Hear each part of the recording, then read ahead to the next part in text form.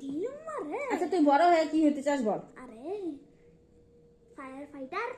কি fire fighter? Fire fighter কি আবার? আমি যে আগুন বুঝাবো। ও ফায়ার ব্রিগেডের কর্মচারী। ইয়েস মানে ফায়ার ব্রিগেডের কাজ করতে চাস তুই? Fire fighter? Yes yes. আগুন বুঝাইতে চাস? তাহলে তুই এত বড় পাইপ ধরতে পারবি? ওইখানে পাইপের তো সেই স্পিড, ধরতে পারবি তুই?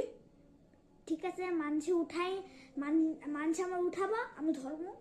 তাই? হ্যাঁ। মানুষ তোকে তুলবে আর তুই পাইপ তুলবি। মানুষ তোকে কোলে নিবে আর তুই পাইপটাকে কোলে নিবি, তাই তো?